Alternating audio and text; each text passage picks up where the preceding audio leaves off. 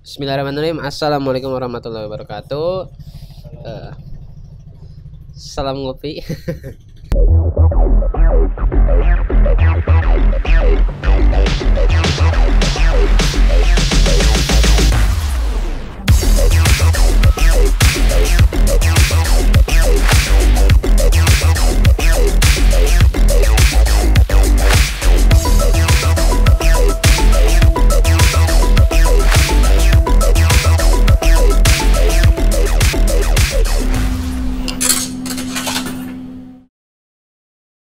Selamat malam para sahabat ngopi di manapun kalian berada.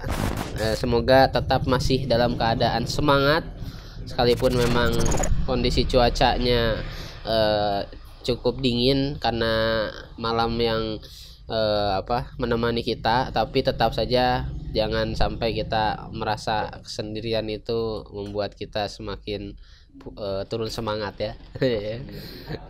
Alhamdulillah kita sudah berada di ngobrol penuh inspirasi bareng LSPI, dan hari ini kita berada pada edisi ngopi ke 60, dan rencananya kita akan mengangkat tema dalam obrolan kita kali ini tentang seperti yang kalian lihat di publikasi ya, Omnibus Law makin kacau.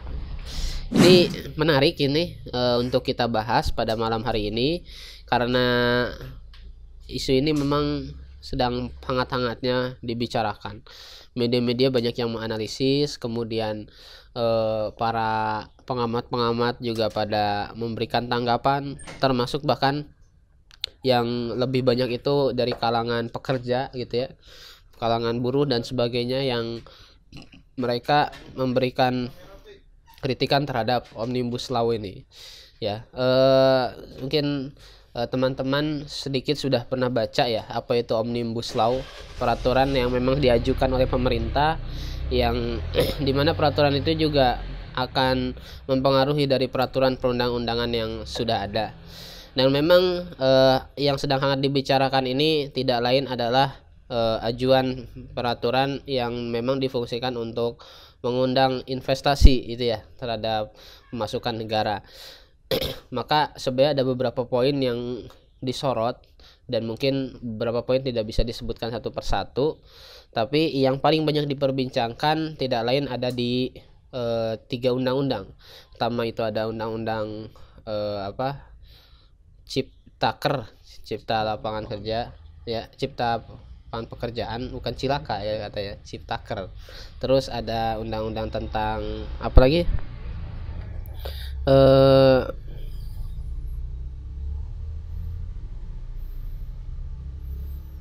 tentang UMKM ya. Kemudian ada undang-undang tentang perpajakan ya. Nah, RUU itu yang banyak jadi bahas oleh beberapa media, jadi kontroversial di beberapa forum. Maka daripada itu ngopi malam hari ini tidak ketinggalan juga untuk membahas itu, dan alhamdulillah sudah dihadirkan ini para pembicara-pembicara yang bukan bicara ya, teman ngobrol untuk malam hari ini, dan juga teman-teman yang ada di studio mungkin akan memberikan tanggapannya ya. Mungkin tidak butuh diperkenalkan dulu ya, bisa langsung nanti di tanggapan awal karena memang wajahnya sudah tidak asing lagi mungkin. Atau yang pembicara pertama ini yang ditunggu-tunggu juga, perwakilan dari LSPI, Kang Rido itu ya. Pertama nih Kang Rido nih, saya pengen tanya tanggapannya terkait dengan isu yang sekarang lagi hangat diperbincangkan. Emang faktanya seperti itu ya, gara-gara kebijakan atau usulan Omnibus Law itu membuat kita itu suasana perpolitikannya jadi makin kacau. Itu benar atau enggak? Terus gimana tuh pandangannya Kang Rido terkait dengan ya respon-respon yang ada sekarang? Mangga. Baik, terima kasih kepada Kang Apip yang telah mempersilahkan saya. Bismillahirrahmanirrahim. Alhamdulillahilladzi arsala rasulahu bil huda wa dinil haq liyudhhirahu 'ala dini kulli wa kafa billahi syahida. Asyhadu an la ilaha illallah wa asyhadu anna Muhammadan abduhu wa rasuluhu la nabiyya ba'dah. Alhamdulillah pada kesempatan malam ini Di Ngopi LSPI edisi ke-60 saya berkesempatan untuk menjadi pembicara. Nah, tema bahasan pada malam kali ini cukup menarik dan mungkin sudah ramai diperbincangkan dari berbagai kalangan, yaitu tentang Omnibus Law makin kacau. Mungkin masih banyak juga ya Kang masyarakat yang belum tahu paham apa itu Omnibus Law. Apakah Omnibus Law semacam makhluk apa gitu? Virus atau virus? Ya, pasti banyak masyarakat juga yang bertanya-tanya apa itu Omnibus Law. Nah, Omnibus Law itu dalam kamus hukum Merriam-Webster disebutkan bahwa Omnibus Law itu berasal dari kata Omnibus Bill yang artinya Omnibus Bill itu yang artinya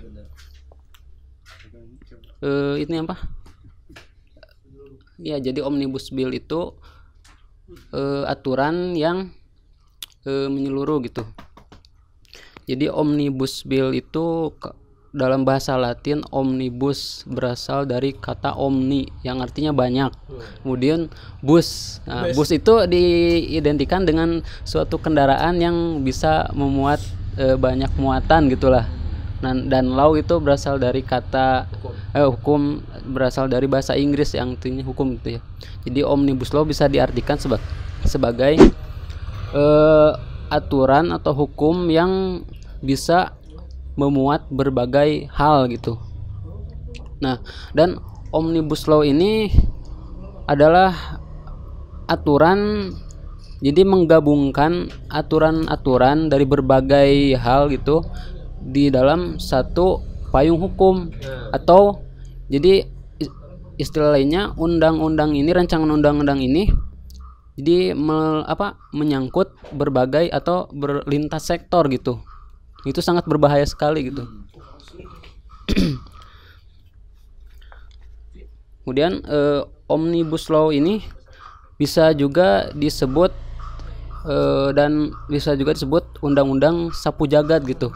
Mengapa? Karena undang-undang ini bisa memuat banyak hal hukum gitu yang lain, bukan hanya satu hukum saja gitu.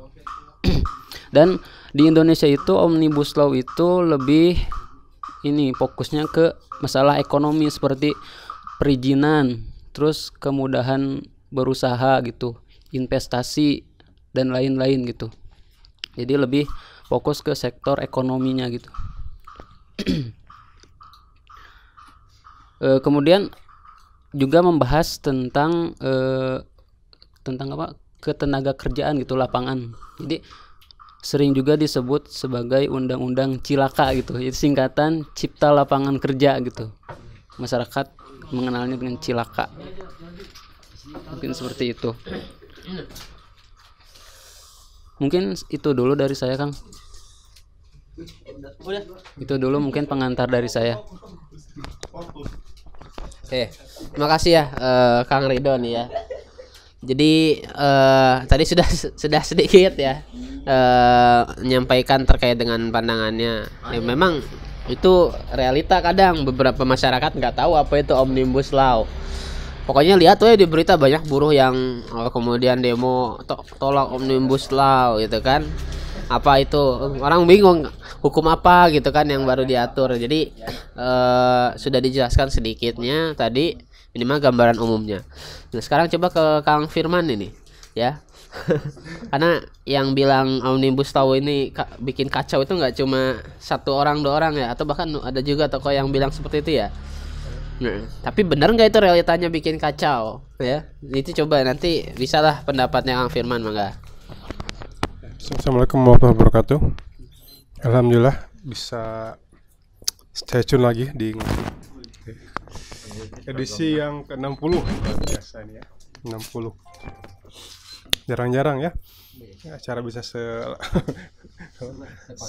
konsisten ini seperti itu. Apalagi ini streaming seperti itu. Nah, ya kalau dibilang Omnibus Law makin kacau, jangankan sudah diterapkan, sebelumnya aja waktu pembuatannya udah bikin kacau gitu. Udah banyak pihak meradang seperti itu. Baru dilempar udah bikin kacau, apalagi kalau udah diterapkan kan seperti itu. Nah, kalau kita lihat secara umum aja dulu gitulah ya, namanya undang-undang ini tadi secara definisi sudah dijelaskan oleh Kang Ridho. Mungkin masuk ke dalam pembahasan terkait paradigma yang kita pahami kan seperti itu. Ketika mendengar law, hukum itu kan itu sesuatu yang memang pasti sesuatu yang berkaitan dengan pelaksanaan sebuah kenegaraan seperti itu. Tetapi yang menjadi problem hari ini atau menjadi problem omnibus law ini adalah ini itu cenderung justru menabrak aturan-aturan hukum yang ada. Ya bayangkan, hukum sudah ada, tetapi sekarang dibuat lagi hukum untuk menabrak hukum yang sudah ada tanpa suatu proses dan legitimasi yang yang sudah ditentukan mekanismenya gitu. Misalkan ada satu organisasi bikin ADART ya. ADART ini ditetapkan melalui biasanya munas kan ya, ataupun misalkan rapat rapat nasional ataupun ini biasanya ya inilah melalui ini rapat paripurna dan sebagainya kan seperti itu. Nah, tetapi omnibus law ini melanggar itu, tidak memerlukan itu. Oleh si pemimpin organisasi itu ya udah hukum itu diubah total tanpa ada persetujuan semua anggota, tanpa adanya mekanisme, tanpa adanya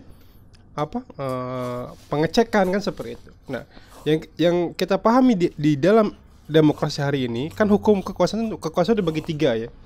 Ada yudikatif, eksekutif dan legislatif. Nah, legislatif adalah perannya sebagai tadi pembuat undang-undang atau pembuat aturan. Nah, omnibus law ini ya secara umum sebenarnya ini bertentangan dengan ketentuan hukum itu sendiri. Kenapa?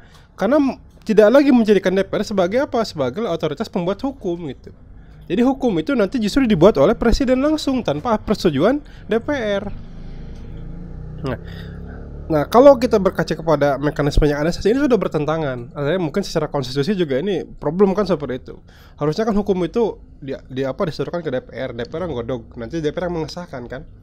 Termasuk juga kan sebelumnya presiden juga ketika buat undang-undang kan diajukan dulu ke DPR, digodok, kalau udah disahkan ya memenuhi syarat gitu kan, semua kuota forum sudah terpenuhi, baru itu menjadi produk undang-undangan seperti itu.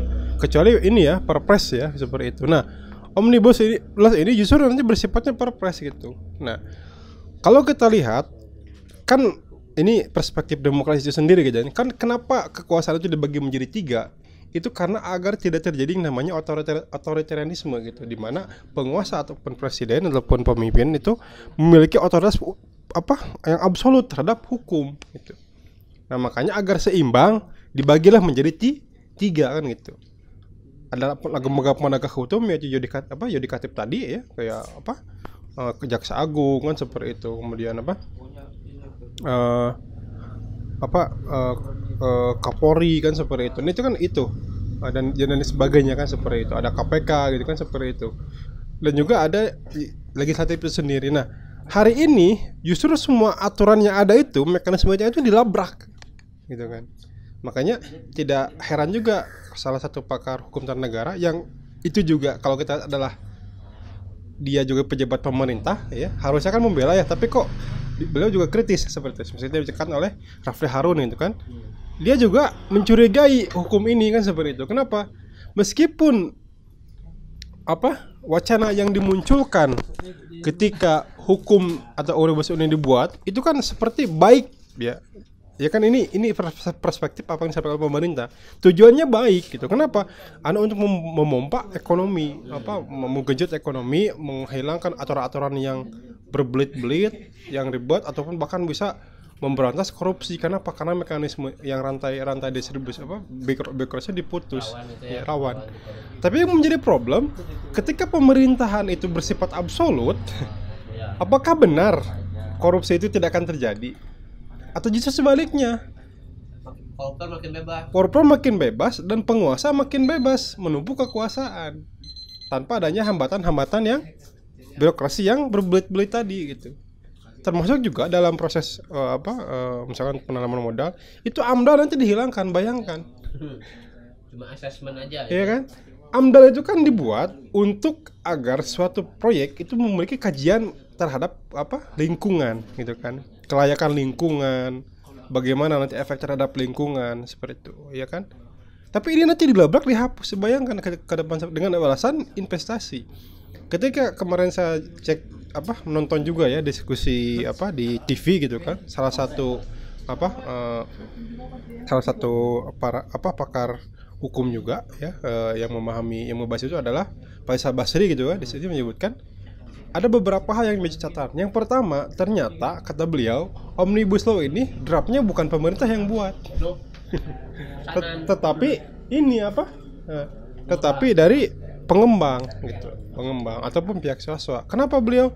Jangankan untuk draft katanya, untuk pembahasan undang-undang saja gitu kan, yang sifatnya administratif itu ke pemerintah memakai lembaga lain katanya kan gitu, membeli dari lembaga lain ataupun memakai jasa, apalagi membuat draft, nggak akan sempat, nggak akan mampu gitu kan, seperti itu. Pasti draftnya itu dari luar, itu yang pertama kata beliau.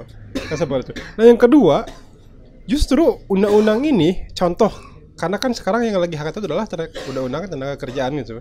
Ini memotong semua ke hak-hak tenaga kerja, dari gaji, kemudian dari kontrak sendiri, kemudian dari cuti-cuti yang sifatnya adalah diberikan karena rasa kemanusiaan tadi kan, seperti itu. Cuti head, punya anak, kemudian acara sakit dan sebagainya itu dihapuskan. Jadi justru menguntungkan para pemilik modal itu sendiri, sehingga pekerja itu benar-benar secara kesejahteraan tidak diperhatikan, tetapi tenaganya terus diperas gitu. Makanya wajar buruh hari ini turun kan gitu, seperti itu ya kan. Nah itu contoh saja kan, belum apa-apa udah bikin gaduh, bikin masalah. Apalagi kalau benar-benar omnibus ini nanti diterapkan, ini luar biasa gitu, seperti itu kan. Untuk awal dulu. Terima kasih nih Kak Firman. Jadi realita kalau misalnya kacau itu memang itu adalah fakta ya. Dan satu hal yang memang disoroti bahwa Omnibus Law ini ya peraturan yang sebenarnya menguntungkan, hanya saja menguntungkan salah satu pihak. Dan ribut-ribut yang kita lihat itu mungkin para pihak yang sebenarnya merasa dirugikan dengan adanya peraturan ini. Tujuannya memang pada awalnya itu baik, tapi siapa yang mengendarai dari adanya alat ini itu yang patut dipertanyakan gitu ya. Belum disahkan saja sudah banyak memunculkan kegaduhan gitu ya. Baik buruknya kan subjektif. Iya, baik buruknya subjektif gitu ya. Ya, padahal nah itu dia. Baik itu kan tertulis gitu kan, seperti itu. Betul. Mungkin silakan nanti para netizen yang pengen menyampaikan pertanyaan. Mahasiswa, suara masyarakat, suara kaum muda, suara teman ngopi semuanya. Sebelum nanti Omnibus Law ini diketok, jangan sampai kita terlalu terlena dengan TikTok. Lanjut nih ke Kang Ridho nih ya. Wah tadi sudah disampaikan banyak hal yang memang menjadi titik poin kritis. Kalau misalnya sudah disahkan akan menimbulkan banyak nanti kegaduhan, bahkan belum disahkan sudah banyak seperti itu. Semisal tadi AMDAL ya, bukan jadi penilaian, cuma asesmen aja, yang bahkan kalau saya baca itu bisa dari pihak ketiga yang dipilih oleh itu sendiri, para pengusahanya sendiri yang menentukan. Artinya kan pilih-pilih untuk keuntungan mereka itu sudah jelas terlihat. Atau jangan-jangan ada lagi yang lebih parah lagi nih, kerusakan atau kebobrokan dari Omnibus Law. Mangga bisa disampaikan. Ya baik, melanjutkan yang tadi bahwa Omnibus Law ini kan di Indonesia ini lebih fokus itu ke ekonomi seperti tadi, perizinan, kemudahan berusaha, investasi dan lain-lain. Dan salah satunya itu yang tadi yang cipta lapangan kerja. Itu kan pasti berhubungan atau menyinggung tentang kaum buruh gitu ya. Nah, di sini bahwa Ketua Asosiasi Pengusaha Indonesia, kalau nggak salah namanya itu Haryadi Sukamdi, menegaskan bahwa anggapan rancangan undang-undang ini akan menguntungkan pengusaha, menurut dia itu salah. Justru itu akan menguntungkan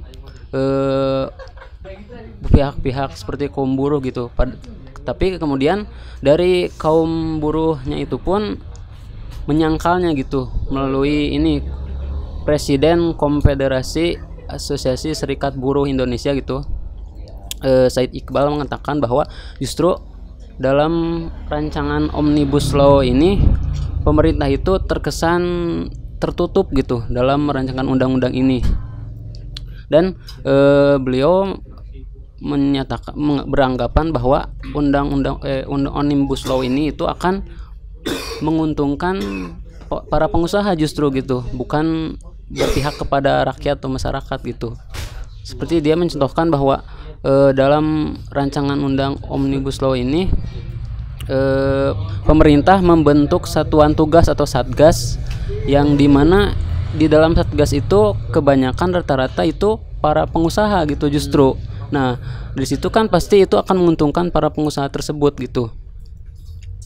Jadi para ini justru bertentangan dengan pernyataan dari kaum buruh tersebut. Justru ini akan merugikan masyarakat gitu.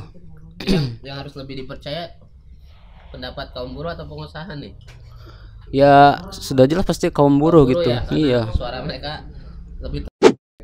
Jadi dalam rancangan undang-undang ini Omnibus Law ini itu ada suatu kecacatan gitu dalam penyusunannya, seperti yang tadi telah dijelaskan oleh Kang Firman ya, seperti itu. Dan ini juga akan berdampak atau mempunyai dampak buruk bagi kaum buruh. Nah, diantaranya yang pertama yaitu dari adanya undang-undang ini atau Omnibus Law ini itu akan menghapuskan sistem ini yang UMR, upah minimum itu akan dihapuskan. Jadi sistemnya itu akan menjadi sistem kontrak kerja dihitung per jam gitu. Nah, itu kan akan menghilangkan jaminan bagi kaum buruh gitu. Jadi dianggap seperti robot kalau gitu. Iya, seperti itu.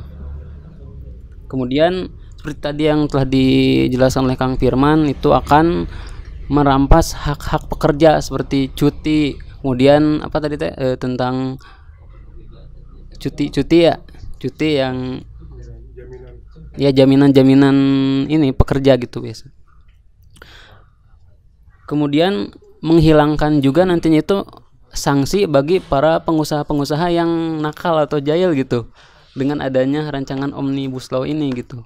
Karena di nantinya itu akan menghapuskan hukum terhadap pengusaha-pengusaha tersebut. Jadi mereka dengan bebas tidak terjerat hukum gitu nantinya.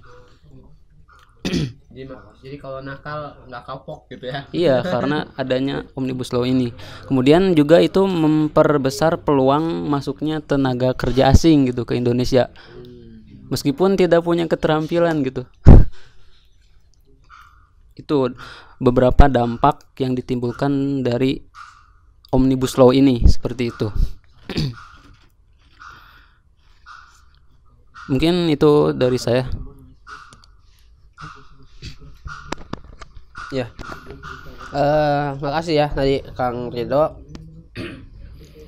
Jadi pertama tadi udah disampaikan ya, sebenarnya nggak hitam semua ya, ada putihnya ya. Tapi hitam putihnya ini jadi perdebatan gitu ya di kalangan khususnya ketenaga kerjaan antara pengusaha dengan para pekerjanya gitu. Yang memang salah satu pihak merasa diuntungkan, salah satu pihak bukan biasa tapi merasa dirugikan. Nah, inilah sebenarnya yang jadi banyak kontroversi diobrolkan di tengah-tengah masyarakat. Mangga kalau misalnya para penonton ada yang ingin bertanya, silahkan tanya di kolom komentar gitu ya, atau menanggapi terkait dengan isu ini. Mungkin para penikmat ngopi ada yang juga sedang bekerja jadi buruh gitu ya. Nah, ya, atau pengusaha mungkin gitu ya, ingin menyampaikan pendapatnya bahwa ini sebenarnya adil, tapi ini atau nggak adil, bagaimana? Oke, coba kita lanjut lagi nih ke Kang Firman ini ya, terkait dengan tadi pembahasan kita kayak sepertinya belum selesai ya. Artinya kalau misalnya sudah dirasa dan juga kita lihat ada beberapa hal yang tidak adil aspek di situ, dan mungkin banyak yang menunggangi untuk bisa mencari keuntungan masing-masing. Ini bisa jadi akan memberikan dampak yang besar kan ya, artinya terkait dengan bagaimana mekanisme berjalannya ketenaga kerjaan di Indonesia. Nah, yang ingin saya tanyakan seperti itu, gimana nih dampaknya, atau jangan-jangan ada hal lain yang sebenarnya bisa lebih disorot bagi kita supaya kita tidak terlalu buta terhadap isu ini, enggak? Ya, ini kan produknya adalah produk hukum yang dikeluarkan oleh presiden. Kalau tadi kan banyak faktor kenapa ataupun banyak efek yang akan terjadi ketika omnibus ini diterapkan. Nah, tapi salah satu yang menjadi titik krusial juga, kan dalam era demokrasi ya. Kalau kita kan perspektif demokrasi lah orang gitu memandang, ya udah kita juga ikutilah gitu kan dalam beberapa hal. Dengan kekuasaan harus dicurigai, kata Rocky Gerung kan kayak gitu ya. Justru kenapa politik itu dibagi menjadi 3 itu karena kecurigaan gitu. Kenapa? Karena faktanya ketika politik tidak dibagi menjadi 3 faktor itu tadi, pemerintah itu cenderung otoriter gitu kan, seperti itu. Nah, maka dibuatlah mekanisme 3-10-3 itu kan, seperti itu. Nah hari ini justru hukum itu kembali cenderung kepada otoritarianisme tadi. Pemerintah cenderung justru menghilangkan trias politika itu gitu. Ya kan itu. Itu cara pandang orang berdemokrasi kan hari ini kan seperti itu. Kenapa DPR itu dibuat? Karena kan agar rakyat punya wadah bagaimana menyuarakan pendapat mereka dan menyampaikan hal-hal yang itu dianggap tidak benar. Nah, ketika wadah itu sudah hilang, ya kan, dengan undang-undang ini kan hanya dengan ciptaan perpres, pemerintah pun tidak akan bisa menggugat. Lewat apa permintaan masyarakat menggugat? DPR juga nggak berwenang kok. Ya paling DPR bisa berwenang menggugat presidennya gitu. Menjatuhkan presidennya, bukan undang-undangnya kan gitu kan. Dan itu pun untuk konteks sekarang hari ini sangat sulit. Kenapa? Karena DPR hari ini itu mayoritas adalah pendukung pemerintah kan, seperti itu. Ya. Pemerintah hari ini misalkan melakukan pelanggaran undang-undang apapun, ketika DPR-nya sudah mayoritas pendukung pemerintah, ya apa mau dikatakan ya, seperti itu. Apalagi sekarang dengan hukum omnibus law ini. Nah, kan seperti itu. Nah, pemerintah kan selalu mewacanakan ini adalah niat baik, ini adalah tujuan baik gitu kan. Nah, kembali kepada definisi baik sendiri. Baik di sini kan masih subjektif ya, subjektif satu pihak. Ya. Beda kalau misalkan sahih ya. Kalau sahih itu kan dari Islam ya, itu pasti udah ada standarnya kan gitu. Disebut benar dan salah itu sudah jelas. Nah, di konteks hari ini benar dan salah ini gitu kan dalam hukum setiap hari ini gitu, kita kan masih ini ya, masih nggak ada standar jelasnya kan, seperti itu. Termasuk juga undang-undang ITE contohnya misalkan hari ini ada orang katakan tolol, yang satu dihukum, yang satu masih bebas kan. Nah, itu kan definisi hate speech-nya kan dipertanyakan, seperti itu. Orang kan di penjara gara-gara ngomong tolol. Nah, ada juga tuh yang bahkan menyebut ini kera, ini tolol, ini bahkan lebih parah dari itu, bebas saja kan sebenarnya kan. Jadi menjadi subjektif seperti itu. Nah, ketika kita lihat pemerintah itu bertujuan baik atau tidak, kan fakta yang harus kita tuntut itu kan adalah bukti dari di atas kertasnya kan, hukumnya itu, produk undang-undangnya. Baru bisa kita nilai ini tuh baik atau buruk kan, seperti itu. Karena misalkan ini, saya ini bertujuan baik, lo ngasih uang ke Anda misalkan. Tapi di belakang itu gitu kan, motifnya apa, pelaksanaan seperti apa, kan harus tertuang dalam undang-undang itu tadi, sehingga masyarakat itu bisa ngecek, bisa mengontrol, udah bener nggak sih ini teh, di mana letak kesalahannya. Nah, kalau perspektif kita juga, misalkan salah satu menteri bilang kita punya beban moral, kita juga melihat pasti bertujuan baik. Faktanya gitu kan, pemerintah hari ini bertujuan baik ingin menumbuhkan ekonomi, tapi ekonomi nggak tumbuh-tumbuh tuh kan, contohnya seperti itu. Jadi ingin tumbuh yang seperti apa yang dimaksudkan gitu. Misalkan kita ingin menumbuhkan ekonomi, tapi faktanya malah merosot kan gitu. Artinya kan kalau kata para Jaramo itu kan, apa yang diinginkan dengan apa yang ada apa yang cita-cita dan prakteknya itu jauh katanya. Jadi nggak sesuai. Ingin mandiri, ingin misalkan ingin swasembada, tapi langkah-langkahnya bertentangan dengan itu semua. Ngimpor beras, ngimpor dan lain sebagainya. Katanya ingin mandiri. Nah kan ini bertentangan. Nah, disitulah kita melihat apa yang disampaikan baik dan buruk oleh pemerintah itu kan kita lihat dalam realitasnya gitu kan, dalam realitas hukumnya mereka ajukan, yang hukum mereka akan diterapkan seperti itu kan, itu standarnya gitu, itu seperti itu. Nah hari ini kita lihat Omnibus Law ini berpotensi menimbulkan banyak problem tadi gitu kan, secara umum saja tadi ya, secara yang gamblang aja secara undang-undang gitu kan, ya meskipun kita bukan orang hukum lah ya, tapi kan kita juga paham kan seperti itu, bagaimana mekanisme hukum berjalan kan seperti itu. Kok cenderung malah melanggar undang-undang yang mereka yakini sendiri, mereka buat sendiri, mereka terapkan sendiri kan gitu. Nah, apalagi kalau kita lihat salah satu poin yang penting juga dia adalah pemerintah itu bisa dengan sepihak itu membatalkan perda. Bahkan di situ diterapkan perda syariah. Wah, ini kan luar biasa ini kan gitu nanti ke depan. Ini subjektivitasnya sangat terlihat kan seperti itu. Kan pemerintah daerah itu kan juga diberi kewenangan ya. Makanya kan disebutnya kan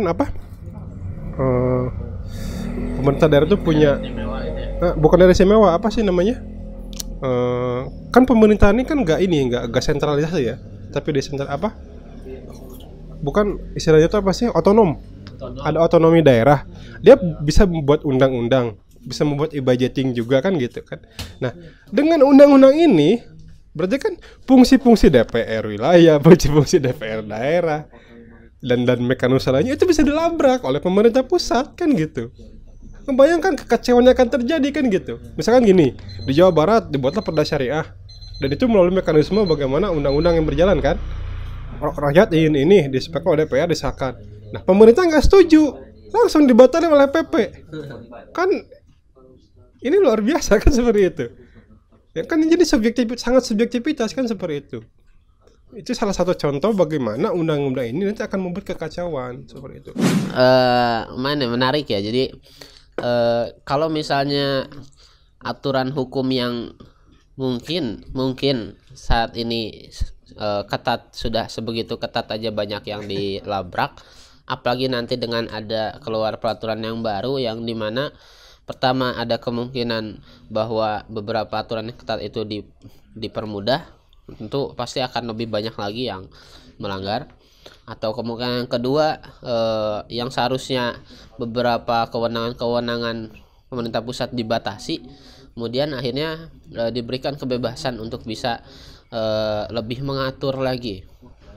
Tentunya ini kan menjadi subjektivitas di mana peran otonomi daerah untuk membangun daerahnya masing-masing itu tidak diperhatikan secara lebih rinci gitu ya, lebih jelas. Nah ini yang jadi kritikan yang secara filosofis terkait dengan adanya Omnibus Law ini.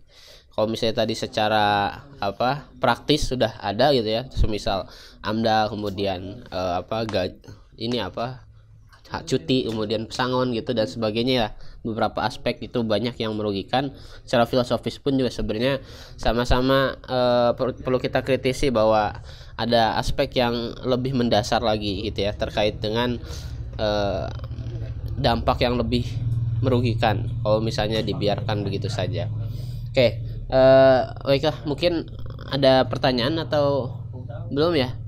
Belum ada pertanyaan, mungkin masih cari-cari gitu ya, atau masih berpikir cari inspirasi dari pertanyaan.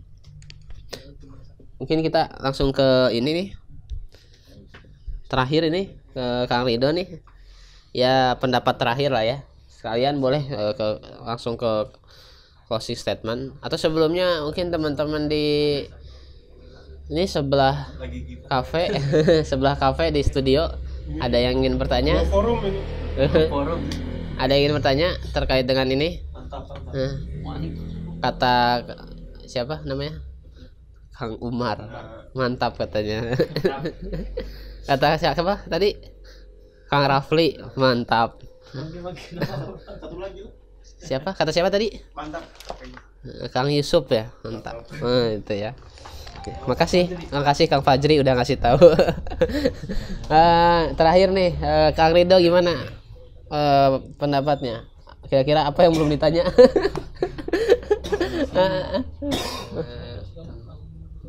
Oh, gitu.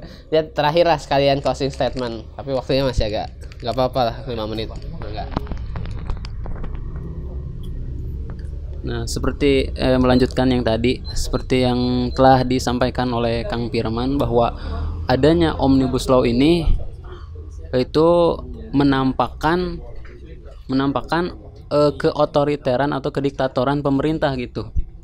Dimana di sini dalam draft rancangan undang-undang Cipta Kerja pasal 170 ayat 1 disebutkan bahwa dalam rangka percepatan pelaksanaan kebijakan strategis Cipta Kerja sebagaimana dimaksud dalam pasal 4 ayat 1 berdasarkan undang-undang ini, pemerintah pusat berwenang mengubah ketentuan dalam undang-undang ini dan atau mengubah ketentuan dalam undang-undang yang tidak diubah dalam undang-undang ini. Nah, itu kan seperti tadi yang telah dijelaskan bahwa adanya undang-undang ini seperti yang disebutkan dalam pasal 170 ayat 1 ini, itu pemerintah justru telah melabrak atau menyalahi peraturan sistem yang ada di Indonesia, yaitu pembagian kekuasaan tadi yang trias politika, yang ada eksekutif, legislatif, yudikatif gitu. Nah, di sini pemerintah itu di rancangan undang-undang ini jadi seperti memiliki ketiganya itu, jadi tidak ada lagi pembagian kekuasaan tersebut, jadi istilahnya sentralisasi tadi ya Kang, seperti itu. Jadi itu telah menyalahi sistem yang berlaku di Indonesia ini gitu.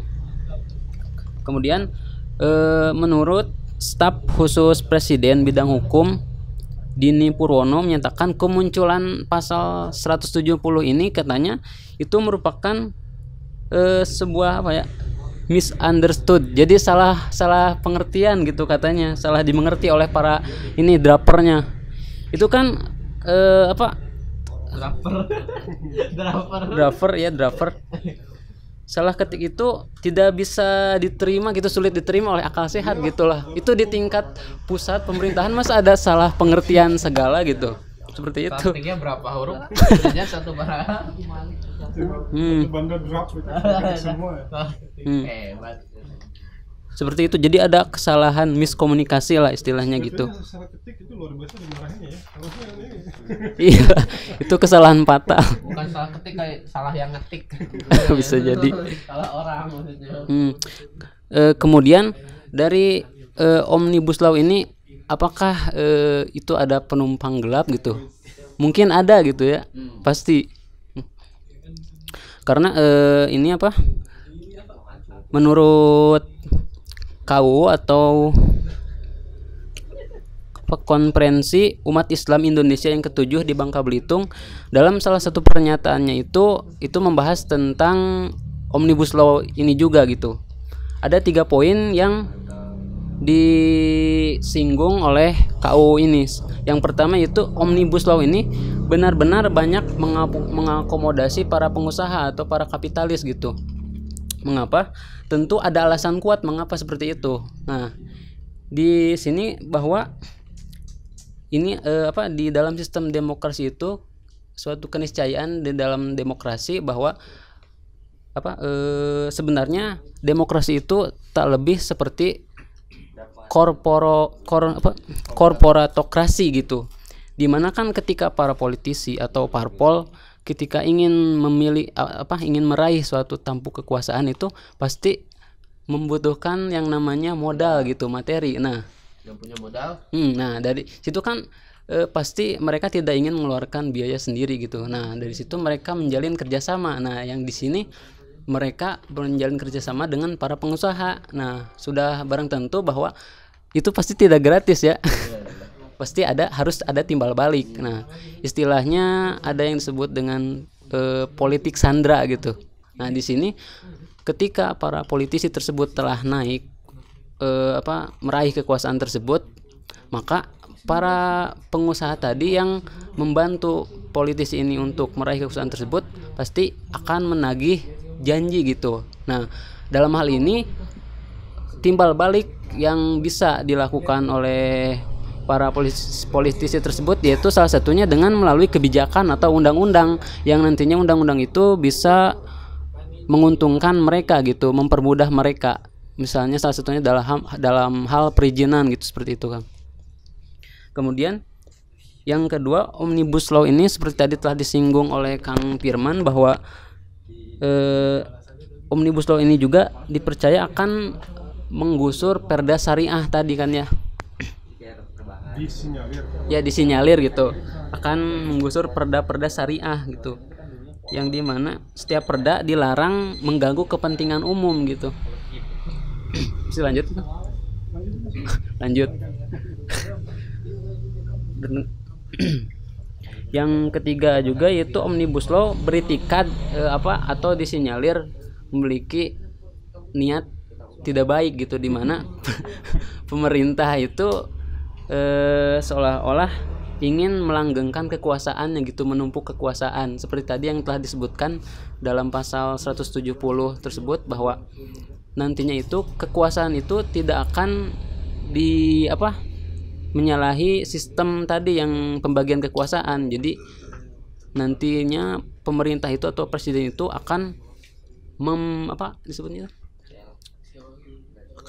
jadi ketiganya itu akan dipegang oleh satu menghilangkan gitu. Jadi nantinya itu tidak ada legislatif atau jadi eksekutif itu yang menguasai semuanya gitu. Ya, perannya itu akan diambil gitu. Mungkin seperti itu, Kang. Ya, jadi ternyata ini ada sebuah alur yang sistematis ya, dimana ini sebuah keniscayaan yang akan lahir dalam sebuah sistem demokrasi. Adanya kerjasama antara pengusaha dengan penguasa itu akan semakin terlihat dan juga terasa juga dampaknya di tengah masyarakat, termasuk juga mungkin salah satunya ini yang disinyalir memang rancangannya ini sangat menguntungkan para pengusaha, dan juga sudah diperjelas bahwa jangan-jangan yang mengajukan ini bukan yang menyusun yang menyusun atau yang mengajukan bukan dari pemerintah sendiri tapi dari pihak luar. Maka wajar ketika ini mengindikasikan ada kepentingan dari pengusaha yang bermain karena selalu menguntungkan mereka. Ini poin penting juga. Mungkin terakhir nih dari Kang Firman, gimana nih pendapatnya terkait dengan kasus Omnibus Law, dan juga mungkin bisa sekalian kesimpulannya, mangga. Ya, kalau dilihat dari wacana ya, kan ini wacana yang dimunculkan ya di tengah-tengah masyarakat, di tengah keadaan politik yang sekarang ini main kacau, kemudian ekonomi juga sedang tidak bagus, makanya kan seperti sinkron gitu loh. Makanya ini ditujukan memang untuk menekan ataupun kalau bahasa kita ngebooster ekonomi yang saat ini sedang loyo, dan faktanya memang loyo kan gitu. Faktanya kan loyonya ekonomi di bawah 5% pertumbuhan kan, seperti itu. Bahkan kata Rizal Ramli akan makin nyungsep katanya kan ekonomi seperti itu. Nah, jadi satu sisi memang menunjukkan fakta ekonomi itu gagal pemerintah membangun ekonomi hari ini. Tapi yang menjadi lebih parah lagi, bukan solusi yang ditawarkan itu malah bikin tambah parah lagi gitu, bikin gaduh lagi, dan semakin tidak menunjukkan ada upaya untuk memperbaiki itu semua kan gitu. Kan yang namanya ekonomi itu kan meningkatkan taraf hidup masyarakat lah gitu kan. Tapi dengan adanya undang-undang ini justru kesejahteraan masyarakat jadi buruh jadi malah terancam kan, seperti itu. Dan terus menguntungkan satu pihak. Yang pasti lagi adalah pemodal kan, seperti itu. Nah, ini kan menjadi menjadi sesuatu yang yang aneh kan gitu, bukan aneh yang nggak bisa kita mengerti gitu loh. Ingin memperbaiki keadaan tapi dengan fakta yang itu malah memperburuk keadaan gitu. seperti itu. Ya kalau bahasa sekarang mau bikin gaduh lah kan gitu, seperti itu. Tapi fakta nanti pasca diterapkan itu makin kacau lagi, seperti itu. Nah, kalau kita lihat memang secara umum pemerintah sendiri saat ini gitu kan, ada prediksi ya, itu prediksi ya, bahwasanya pemerintahan ini nggak akan lama katanya. Apa sekitar paling 6 bulan katanya, 6 bulan. Itu bukan saya, itu prediksi loh, ada di media tuh tersebarkan seperti itu, prediksi. Kenapa?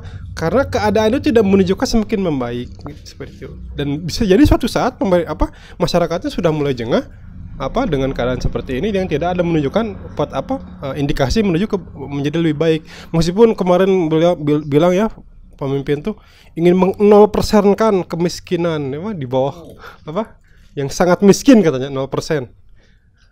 Jangankan 0% kemiskinan, ekonomi aja nggak bergerak sedikit pun kan seperti itu. Ini ingin 0% kan, bisa di 0% kan. Dihilang aja orang miskin itu semua. Di genosida, ya kan, dikasih virus mati semua, ini begini orang miskin hilang seperti itu. Itu kan nggak realistis gitu loh. Jadi apa yang disampaikan ataupun apa cita-cita yang diucapkan itu tadi nggak terlihat dalam bentuk ya. Kalau kan ada visi, ada misi, ada target, dan ada langkah-langkah taktis gitu. Jadi visi dan misi itu nggak sejalan dengan langkah-langkah taktis tadi.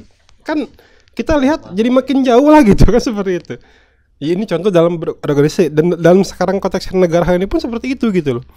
Indikator-indikator menuju lebih baik itu kita nggak lihat gitu loh, dan langkah-langkah strategisnya pun kita nggak lihat, sehingga hasilnya nanti gitu ya 5 tahun ke depan ya, ataupun 4 tahun ke depan tuh ya seperti bisa kita prediksi saat ini juga gitu. Kenapa tadi? Karena langkah-langkah taktisnya atau bahasa kerennya timeline-nya gitu kan, seperti itu nggak menunjukkan arah yang akan lebih baik gitu. Termasuk juga Omnibus Law ini kan salah satu produk undang-undang yang pemerintah buat, yang katanya gitu kan, yang disampaikan oleh pemerintah akan memperbaiki keadaan, akan memperbaiki ekonomi dan sebagainya. Tetapi kita kan juga bisa menilai itu kan, seperti itu. Menilai bahwasanya itu tidak jauh panggang dari api lah, istilahnya kan seperti itu ya, orang sastrawan gitu ya. Jauh panggang dari api kan, seperti itu. Kenapa? Karena apa yang diinginkan dan apa yang dilakukan itu jauh berbeda, bahkan bertolak belakang, gitu kan, seperti itu. Artinya ke depan ya, dengan tema ini Omnibus Law makin kacau, yaitu pasti akan kalau misalkan ini diterapkan pasti akan tambah makin kacau, seperti itu. Kenapa? Tadi kita sudah bahas di awal kan, seperti itu. Ini menimbulkan banyak penyelewengan hukum, kemudian penumpuan kekuasaan, dan pelanggaran terhadap hak-hak masyarakat kan, seperti itu ya. Kalau konteks hari ini yang sangat hangat adalah masyarakat di sini adalah buruh, konteksnya buruh kan, seperti itu. Makanya buruh kemarin juga dalam diskusi itu kan mengancam kalau misalkan ini tetap dilaksanakan, ya itu akan turun ke jalan semuanya kan, seperti itu. Dan itu hal yang sangat wajar seperti itu. Kenapa? Karena kesejahteraan mereka terancam, hak-hak mereka terancam, seperti itu ya. Itu mungkin Kapip. Saya terima kasih. Assalamualaikum warahmatullahi wabarakatuh. Assalamualaikum warahmatullahi wabarakatuh. Iya, terima kasih Kang Firman dan juga Kang Ridho tadi sudah menyampaikan pandangannya yang mungkin juga belum semuanya bisa memuaskan jawaban dari teman-teman ngopi semuanya ya. Yang jelas kita bisa memahami bahwa adanya usulan Omnibus Law ini sudah membuat kegaduhan yang luar biasa di masyarakat. Tentunya kegaduhan ini butuh ditanggapi juga oleh pemerintah agar kedepannya bisa mengarah ke hal yang lebih baik lagi. Tapi seandainya memang ditanggapi dengan tambah kegaduhan yang lain, tentunya akan semakin menimbulkan kekacauan yang tentu kita harapkan semuanya ya. Kita berharap agar kita itu bisa hidup sebagaimana manusia itu dipenuhi hak-haknya, tapi hak-hak yang sesuai dengan fitrah manusia itu sendiri ya. Nah, tidak seperti ini gitu. Ketika pekerja dipandang sebagai seorang robot gitu ya, kemudian pengusaha dipandang sebagai orang yang paling berkuasa, bahkan lebih berkuasa dibanding penguasa itu sendiri karena pengusaha yang menjalankannya itu ya. Dan ini yang menjadi era kapitalisme kita kita kritisi budaya-budaya para pengusaha dan juga pemilik modal yang selalu memanfaatkan kekuasaan. Tentu kita tidak harapkan itu. Yang kita harapkan bagaimana kita bisa membangun masyarakat yang adil, kemudian masyarakat yang sejahtera, yang mungkin rekam jejak Indonesia saat ini masih belum bisa mewujudkan harapan itu. Apa masalahnya? Jangan-jangan memang kita terkungkung pada satu lingkaran di mana kita terjebak di dalamnya, ya, sistematis yang kita tidak bisa keluar darinya kecuali memang kita berubah atau berpindah dari sistem tersebut, gitu ya. Ini yang memang patut kita kritisi bersama. Semoga untuk ngopi malam hari ini bisa menambah inspirasi bagi teman-teman ngopi sekalian. Jika memang dalam pembahasan kami ada kekurangan, mohon maaf. Jika ada kesalahan, mohon maaf. Mungkin silahkan dikoreksi di beberapa kesempatan berikutnya. Semoga inspirasi yang kita share ini juga bisa menambah semangat juga, motivasi, dan juga minimal membuka cakrawala kita bagaimana kondisi umat yang ada saat ini, agar tidak lagi menjadi umat yang terpuruk, tapi juga menjadi umat yang bangkit, umat yang terbaik. Insyaallah ini harapan kita bersama ke depannya. Sekian saya dari moderator mewakili dari agenda ngopi malam hari ini. Salam ngopi, wabillahi taufiq. Assalamualaikum warahmatullahi wabarakatuh.